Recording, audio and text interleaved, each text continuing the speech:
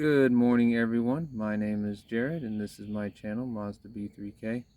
Welcome to part 4 of the Battle for the 5.4 video series, in which we are attempting to save the 5.4 liter 2-valve Triton V8 in my, well, new to me, 1997 Ford E-150 that's been StarCraft converted.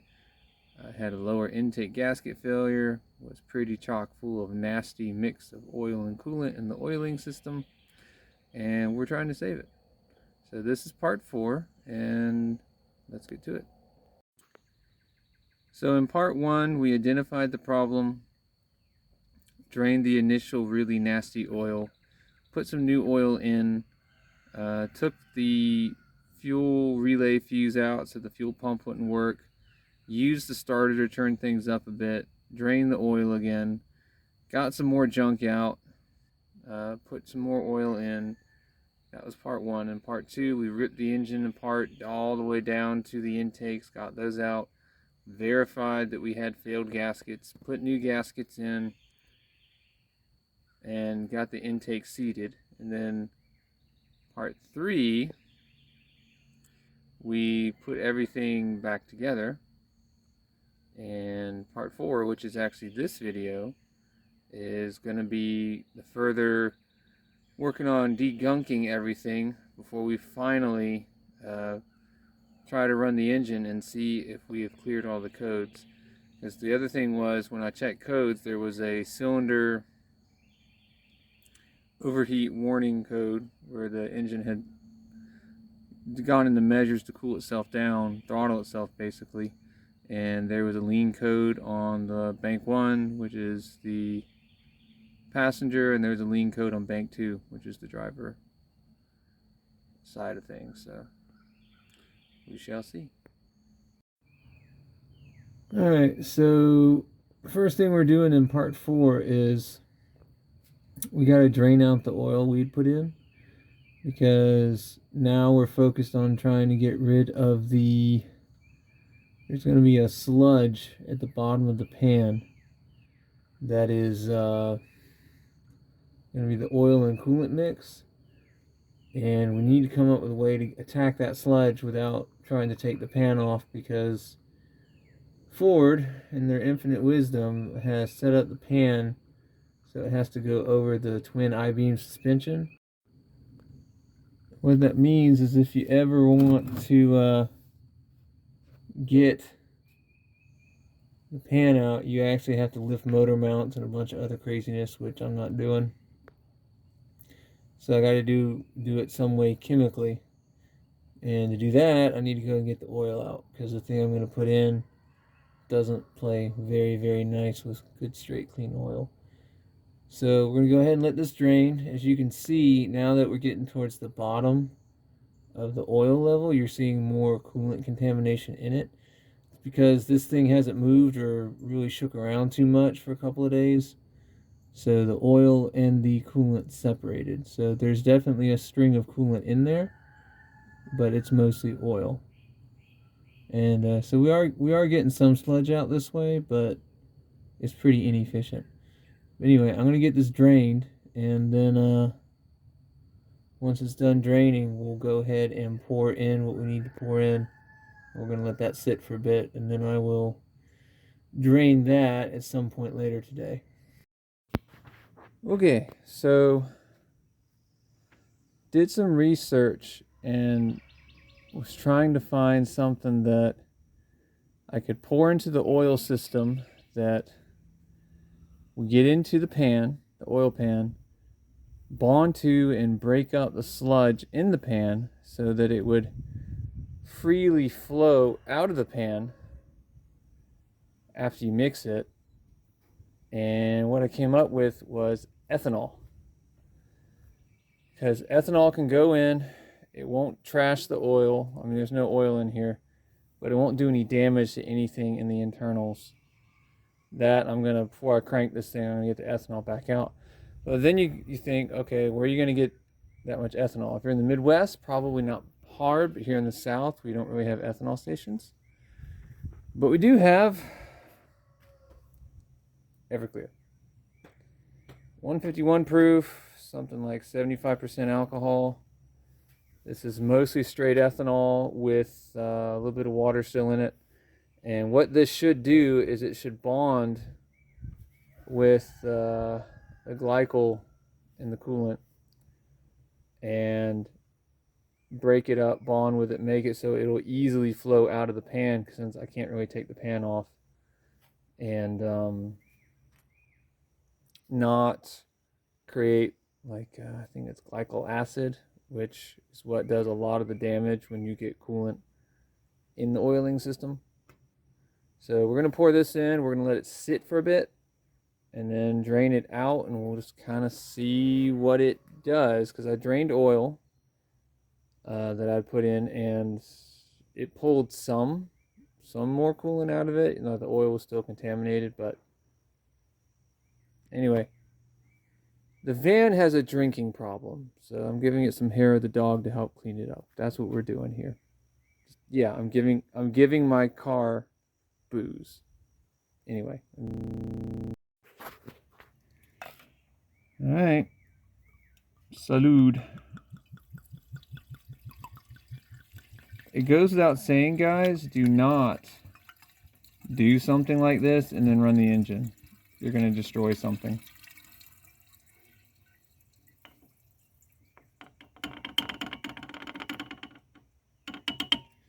So we're going to do this twice. This is 750 milliliters, which is a little bit less than a quart. So I bought two. I was aiming for about half a gallon. This is going to come out to be a little bit less, but meh.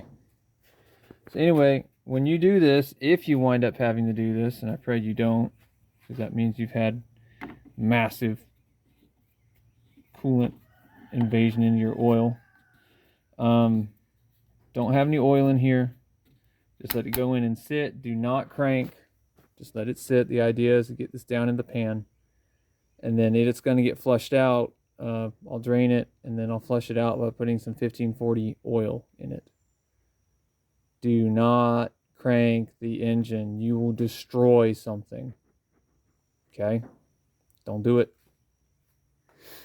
And it'll whatever, like I said, this will get flushed out by oil before I actually attempt to crank and run this thing. All right, it has been a few hours since I put the ethanol in, otherwise known as Everclear. And I thought I had broken that loose.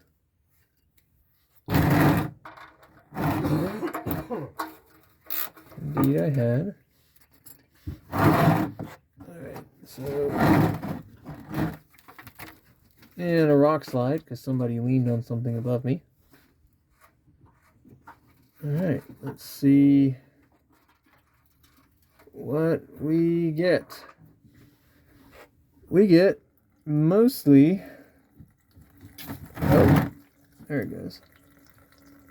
That's kind of interesting. So, it does appear to have mixed a bit with the coolant. This is a Superstart Econoline. But, not quite what I expected. What's coming out? Initially, oh, there it goes. It does appear to have mixed a bit with the glop in the bottom of the pan, but not as much as I would have thought. Needs agitation. Yeah. Well, I will ponder these results before I put in my last bottle of Everclear and kind of figure out what I want to do. It does seem to have mixed a bit, but not as much as I'd hoped. Hi guys, update. So, drained all the ethanol out, as you saw. I got everything cleaned up. I put oil back in. We're about halfway up the stick. Looks really good. I took care of some evap lines that I forgot to take care of yesterday. So those are in, those are done. With that, the engine's done. I have refilled the cooling system with just water. Put the lid back on. Water for a couple reasons. One, coolant's expensive, water's cheaper. Two, this is a test run to see if the engine even is going to be fixed? Is it going to run better? And 3, if everything's looking okay, then I'm going to do a radiator flush. I've got some flush product, and we're going to do that. But for now, I'm going to clean all my tools out of the area, away from the rotationals, and we're going to reconnect the battery. We're going to crank it, and we're going to see what happens. Okay guys, it's officially been cranked. So far so good. I've got good oil pressure, voltage is good, everything's looking okay. The engine seems quieter than it was before.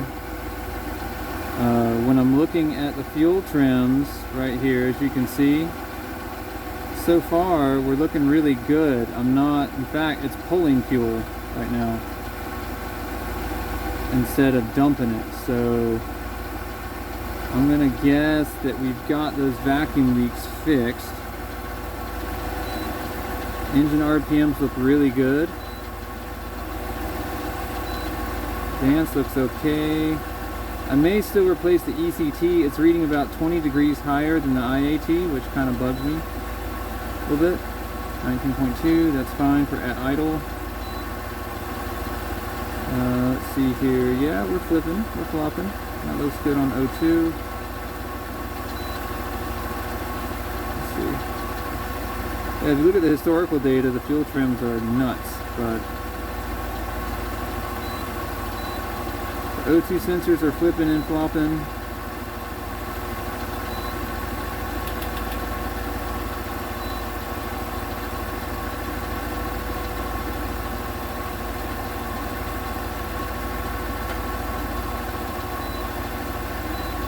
So far, things are looking really good.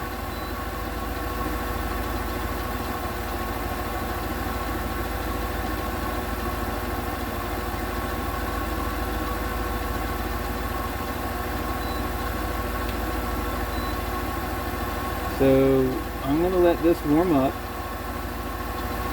Maybe run 10-20 minutes, let it get nice and warm. And then I'm going to drop the oil again, because that should be ample time to let everything circulate. And we'll put fresh oil in, and we'll kind of see where we are. I'm going to check see if we're getting more milkshake in the oil, less milkshake in the oil. Make sure we don't have, basically I'm looking to see if we got a head gasket leak. I don't think we have intake leaks anymore. We're not throwing codes, and the fuel trims look great. RPM looks great. But I'm looking to see that everything is okay, and then I'll proceed with actually working on other parts of the engine. And do things like brakes and flushes, and it needs a system belt, and it needs all new rad hoses and all that good stuff. Yeah, these trims look way, way, way better.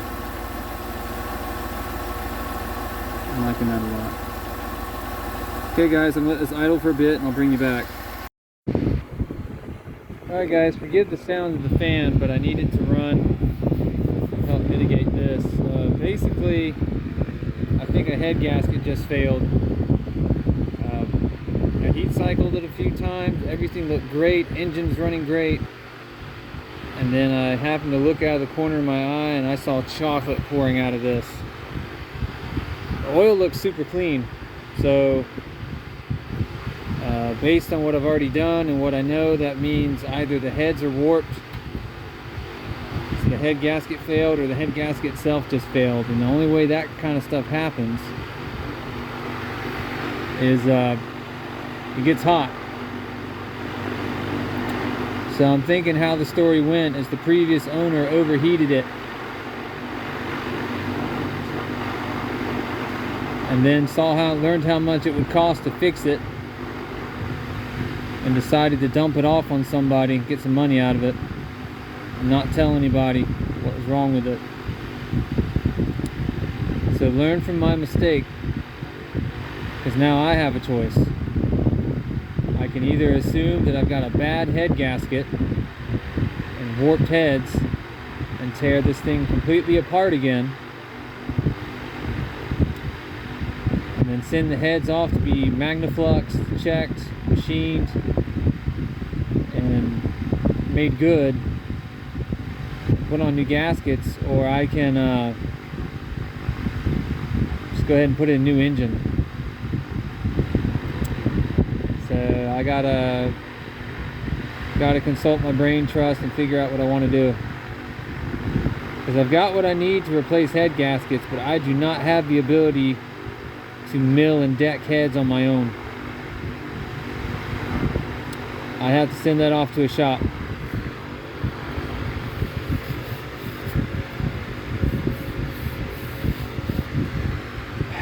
So the saga continues. I think this will be the end of part 4,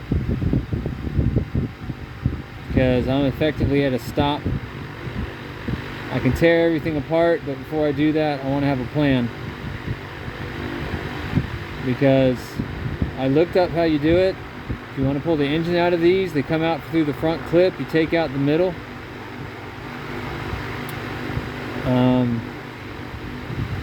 Basically, you got to take out. Yeah. In theory, you could do the heads while they're in the vehicle. It'd be really tough to get them in right, though, based on what I saw. So,